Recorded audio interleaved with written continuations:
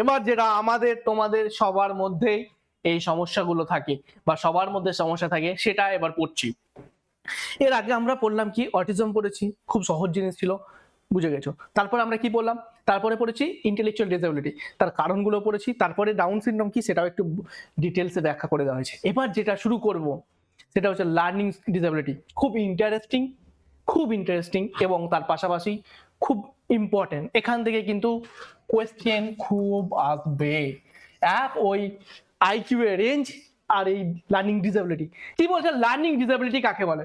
মনোবিজ্ঞানী ক্রিক বলেছেন যে learning disability is use describe A group of children who have disorder in development is language, speech, reading and associated communication skill need for social interaction. Sir আপনি ইংরেজি বলতে বুঝতে পারলাম না, চলো বাংলাটা বলে দিচ্ছি তারপরে বুঝাচ্ছি।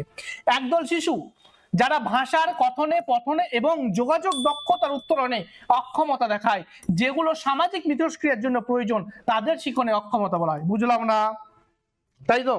সোজা বাংলা কথায় কোন শিক্ষার্থীর পড়াশোনা করতে করতে কখনো ভাষা ব্যবহার করতে গিয়ে, কখনো লিখতে গিয়ে, কখনো যোগাযোগ করতে গিয়ে বা কখনো অঙ্ক করতে গিয়ে যদি বেশি পরিমাণে ভুল হতে থাকে, এবার বেশি পরিমাণে বলতে একটা নির্দিষ্ট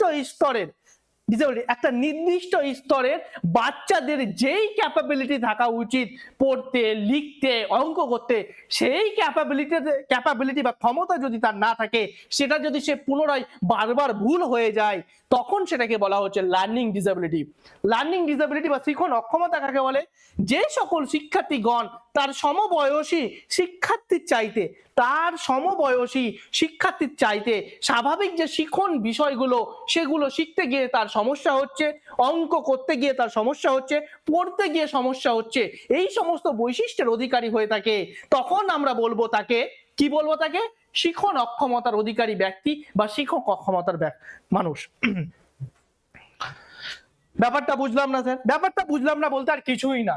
ধরো ছোট বয়সে বা ছোটবেলায় আমরা সবাই এটা আর এটা লিখতে গিয়ে অনেকে কিন্তু গন্ডগোল করেছি না করিনি গো? ছোটবেলায় আমরা বি কে লিখতে গিয়ে ডি লিখেছি, ডি কে লিখতে গিয়ে বি লিখেছি না লিখেনি? এটা একটা সিমটম, এটা একটা লার্নিং ডিসএবিলিটি। সেটা কি সেটাই জানবো। কি বলছে?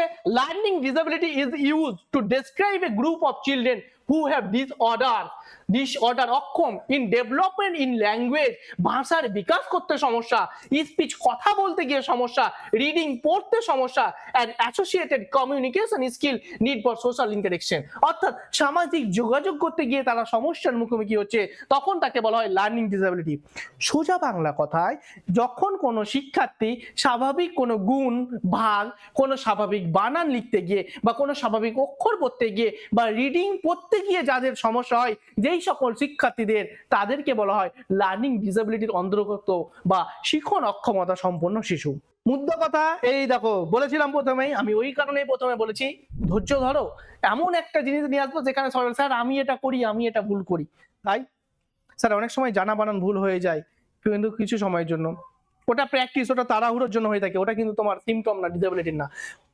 স্বাভাবিক বয়সে একটা নির্দিষ্ট বয়সে শিক্ষার্থীর তো বেসিক কিছু ক্রাইটেরিয়া থাকে যে এই ছেলেটা এই জিনিসগুলো বলতে পারবে বা এই জিনিসগুলো করতে পারবে বা এই ক্লাসের রিডিং গুলো করতে পারবে। এবার সেই বয়সের শিক্ষার্থী যদি সেই কাজটা পড়তে, লিখতে, ক্যালকুলেশন করতে না পারে, বারবার ভুল করে দেয়, তখন আমরা বলবো সেই ছেলেটি বা সেই শিক্ষার্থীটি শিখন অক্ষমতার অন্তর্গত বা শিখন অক্ষমতার শিকার। আমি কি বোঝাতে পেরেছি? চলো এরপরে আরো ক্লিয়ার হয়ে যাবে। বিশেষ লক্ষণ কি কি সাইন লক্ষণ করা যায়? পড়াশোনায় আগ্রহ থাকলেও অগ্রগতি ধীরে, পড়াশোনা করতে চায় কিন্তু সেই জিনিসটা তার বুঝতে অনেকটা সময় লেগে যায়, সেই জিনিসটা চেষ্টা করলেও শেখার গতি অন্যদের তুলনায় কম। একই কথা কি বললাম, তোমার বয়সের বাচ্চারা তোমার বয়সে একটা জিনিস বলো, 5-এর সাথে 4-কে গুণ করলে কত হবে গো? তোমরা চট করে বলে দেবে 20। এবার এমনও অনেক শিক্ষার্থী আছে তোমাদের মধ্যে যে হয়তো 5-এর সাথে 4-কে গুণ করে 20 বলতে পারবে না, হয়তো বা 5-এর নামটা তাই জানে না, বা তাকে যদি অন্য কিছু রিডিং ঠিক করে বলতে দেওয়া হয় সে হয়তো রিডিং ঠিকঠাক বলতে পারছে না, উচ্চারণ ঠিকঠাক করতে পারছে না। এই সমস্ত সিমটমগুলি কোনো শিক্ষার্থীর মধ্যে লক্ষ্য করা যায়, তবে তাকে আমরা কি বলবো স্যার? তাকে আমরা বলবো লার্নিং ডিসএবিলিটি বা শিখন অক্ষমতার অধিকারী।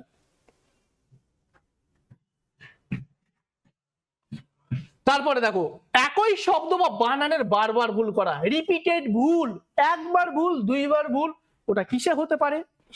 দেখো এই যে সমস্তগুলো আছে না, এগুলো মোটামুটি প্রত্যেকটা শিক্ষার্থী, লার্নিং ডিসএবিলিটিটা প্রত্যেকটা স্টুডেন্টের মধ্যে আছে, কারো কাছে কম কারো কাছে বেশি। এবার কোনটা অল্প পরিমাণে আছে, যেটা যখন খুব বেশি পরিমাণে হয়ে যায় তখন সেটা সমস্যা কর। তারপরে কি, বারবার প্র্যাকটিসের পরেও স্পেলিং ভুল, মানে বানান ভুল ও স্পেলিং ভুল, একই জিনিস বারবার প্র্যাকটিস করছে তারপরেও সে যখন ভুল করছে, রিপিটেড ভুল, একই ভুল বারবার করে যাচ্ছে, তখন বলবো যে না, এই কিসে অক্ষমতা? শিখনে অক্ষম। তারপরে কি, নির্দেশনা অনুসরণে অসুবিধা, মানে স্যার যেইভাবে এগোতে বলছে সে সেটা বুঝতেই পারছে না। স্যার যদি বলছে যে তুই প্যারাগ্রাফটা একটু ভালো করে পড়, সে আর প্যারাগ্রাফ মানেই জানছে না, বা সে বুঝতেই পারছে না কি করে পড়বে, স্যার যেটা বলছে সেটা ধরতেই পারছে না, মানে সেই তখনটা বলা হচ্ছে। শিক্ষক বা অভিভাবকদের বলা স্টেপ বাই স্টেপ কাজ বুঝতে কষ্ট হয়, যে জিনিসটা কোন একটা এর আগে ক্লাস 10 এর হয়তো যে a + b তার হোল স্কয়ার এইভাবে শুধু তোমাদের করিয়ে যাচ্ছে, তারপরে একটার পর একটা এলো, এখানে 2ab মাইনাস, এখানে 0 সমান 1 চলে এলো। এবার এই জিনিসটা কি করে হলো, স্টেপটাই তুমি ধরতে পারছো না। তারপরে হয়তো কোনো একটা তোমার ত্রিভুজ এঁকে দিল, এবারে ত্রিভুজ আঁকার পরে এখান থেকে ব্যাখ্যা করলো যে এটা এত ডিগ্রি কোণ, এটা এত ডিগ্রি কোণ আছে, এটা এত ডিগ্রি কোণ আছে। এবার তারপরে এইখানে কোণ চিহ্ন লেখার পরে a b c বাহু b কে ছেদ করেছে, এভাবে বল, সে দেখছে হা করে তাকিয়ে আছে, কিন্তু স্যার স্টেপ বাই স্টেপ কোন ভাবে করলো কি করে করলো সেটা তার মাথার মধ্যে ক্লিয়ার হচ্ছে না সেটা। তারপরে কি, মনোযোগ ধরে রাখতে সমস্যা, যেটা সবার মধ্যেই আছে, থাকে টুকটাক করলে একটা। দেখো কিছু সিমটম দেখে নিজেকে মনে করবে না যে তোমার মধ্যে লার্নিং ডিসএবিলিটি আছে, কিছু কিছু সমস্যা প্রত্যেকটা মানুষের মধ্যে কমন, আমার মধ্যে কিছু কিছু ডিসএবিলিটি আছে ভাই, লার্নিং ডিসএবিলিটি আছে, সবার মধ্যেই থাকে। তারপর ওটা অতিরিক্ত হয়ে গেলে তখন সমস্যা। ওই কারণে কি বললাম, যেই বয়সের শিক্ষার্থী যেই জিনিসটা করা উচিত সেটা যখন সে পাচ্ছে না তখন সেটা বলবো, বা অতিরিক্ত ভুল হয়ে যাচ্ছে, বারবার প্র্যাকটিস করার পরেও সেটা ভুল হচ্ছে। এবার দেখো বানান ভুল যেটা হয় সেটা কিসের জন্য হয় বলতো? সেটা আমাদের কনসিয়াসনেস, সচেতনতার অভাবের জন্য হয়, বা আমাদের সেটা প্র্যাকটিসের অভাব থাকে, বা আমাদের সেটা পড়ার অভাবের জন্য হয়। ঠিক আছে, সেটা যদি আমরা সেন্সিটিভ দেখি বা ভালোভাবে দেখার চেষ্টা করি বা সচেতন ভাবে দেখে পড়ার চেষ্টা করি, তখন কিন্তু আর ভুলটা হবে না। সহজেই কোন মনোযোগ ধরে রাখতে পারে না, সহজেই মন অন্যদিকে চলে যায়, কাজে ফোকাস কম থাকে। তারপরে কি, বোর্ডে থেকে লেখা কপি করতে সমস্যা, মানে বোর্ডে যে লেখা আছে সেই লেখাটা কি লেখা আছে সেটা বুঝতে পারছে না, ওই গিচিমিচি করে দিল, মানে দরকার নেই, স্যার আছে মারবে তাই আমি লিখে নিই সেই জিনিসটা। তারপরে কি, বোর্ড থেকে খাতায় ঠিক মতো বা দ্রুত লিখতে পারে না, মানে কি, এবার তোমরা বলো ক্লাস 12-এ তোমরা পড়ছো, এবার আমি যদি তোমরাকে বলি যে এটা চট করে লিখো, তোমরা কি এবার প্রত্যেকটা অক্ষরে পাবে? দেখবে তালবর্ষয় হস্যি, কয়ে মধ্যাহ্ন স, আচ্ছা ক, মানে শিক্ষকটা বানান তুমি নিজে থেকে লিখতে পারছো না। তারপরে আবার দেখো এখানে যেমন বোর্ড লেখা বানানটা তুমি আমি যেমন এইভাবে লিখে দিলাম, এবার যার মধ্যে লার্নিং ডিসএবিলিটি থাকবে সে কি করবে বলতো? লয়কার খ, ও আকার দিতে হবে, আকার দিতে ভুলে গেছে, এখানে আবার আকার দেবে, আকার লেখা, মানে পাই টু পাই ওয়ার্ডটাকে দেখে দেখে লিখতে হবে। 10-এর লোক ছিল না, ক্লাস 9-এ ছিল। হ্যালো,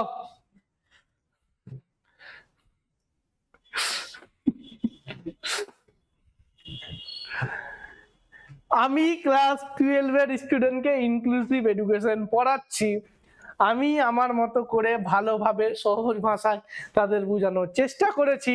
না, ক্লাস 10-এ কি ছিল, ক্লাস 10-এ কি ছিল না, কার কি সাবজেক্ট আছে কার কি সাবজেক্ট নেই সেটা ইম্পর্টেন্ট। চলো আমিও দেখি, চলো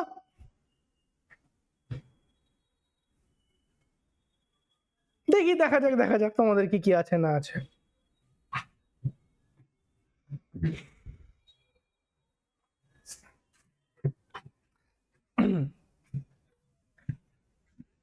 এই দেখো,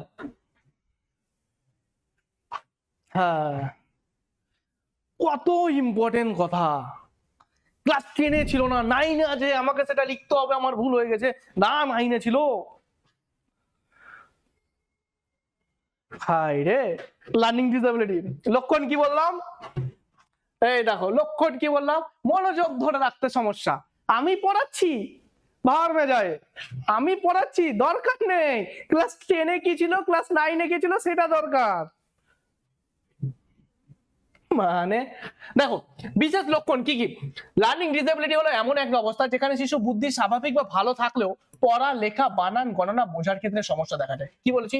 পড়তে সমস্যা, লিখতে সমস্যা, বানান করতে সমস্যা, যে কোনো জিনিস গণতে সমস্যা, যে কোনো জিনিস বুঝতে সমস্যা। কি বলেছে? পড়ালেখার আগ্রহ থাকলে অগ্রগতি ধীরে। শিশুর পড়াশোনার আগ্রহ থাকে কিন্তু শেখার গতি অন্যদের তুলনায় ধীরে। অনেক পরিশ্রম করার পরেই অল্পতে শিখতে পারে, মানে অনেক পরিশ্রম করতে হয় তারপরে তারা অল্পতে শিখে। তারপরে কি আছে? একই শব্দ বানান বারবার ভুল করা, তারপরে কি নির্দেশনা অনুসরণ করতে কষ্ট হওয়া, মনোযোগের অভাব, মনোযোগ ধরে রাখতে সমস্যা, বোধ থেকে লেখা করতে সমস্যা। আশা করি লার্নিং ডিসেবিলিটি কি সেটা আমরা বুঝতে পেরেছি।